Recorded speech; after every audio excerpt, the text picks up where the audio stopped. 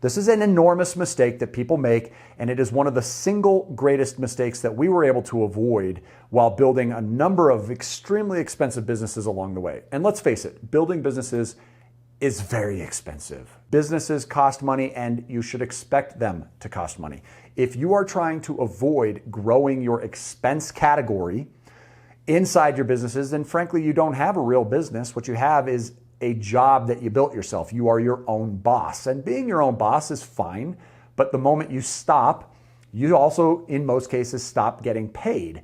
What we're trying to do is actually create a fully functional business, a business that we can scale, a business that we can hire people and delegate, businesses that require space in many situations, businesses that require technological upgrades. In some cases, it requires automobiles. It might require other types of equipment. And this stuff is all very expensive. If you're trying to build a real business, the goal should be that those businesses will get more and more and more expensive over time. And that's kind of a paradigm shift mentally that we can go into in another video.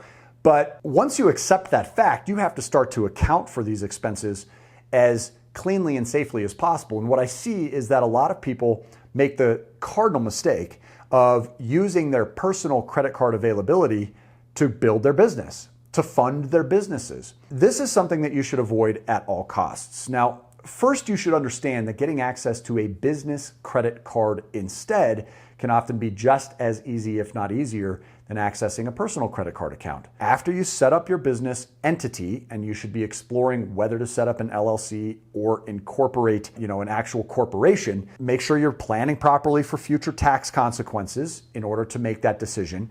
Then use that business name along with that tax identification number. That tax ID number will entitle you to business credit card accounts. When you set up business bank accounts, banks will oftentimes offer you business credit cards associated with those accounts also.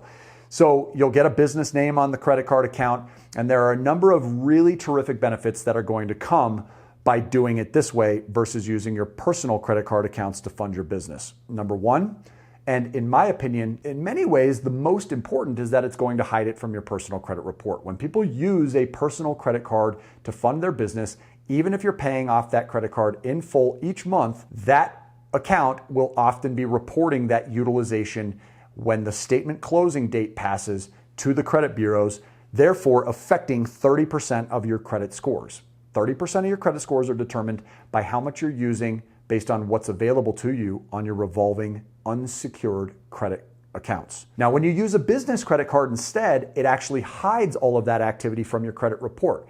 Almost all business credit card accounts are invisible to your personal credit report, even though most of the time you do personally guarantee it. So when I set up a business credit card account, even though I'm using a tax identification number that is associated, and even though there's a business name on that account, I'm also providing access to my personal social security number, and I am personally guaranteeing that if the business does not pay that credit card, I instead will. And so even though I'm personally guaranteeing this account, it is not reporting to my personal credit report unless I default, which means that I can spend everything that's available to me without having any impact on my credit at all. This is a really, really important step, especially if you plan on revolving some of your debt from one month to the next. The risks are more minimal if you're paying it in full each month, because you can just pay earlier than the statement closing date and avoid the utilization you've spent for that month to be reported prior to you paying it off. However, if you do plan to revolve from one month to the next because you need that extra leverage in order to afford the business decisions that you're investing into, it's going to be all that much more important that you are using business credit card accounts instead of personal credit card accounts.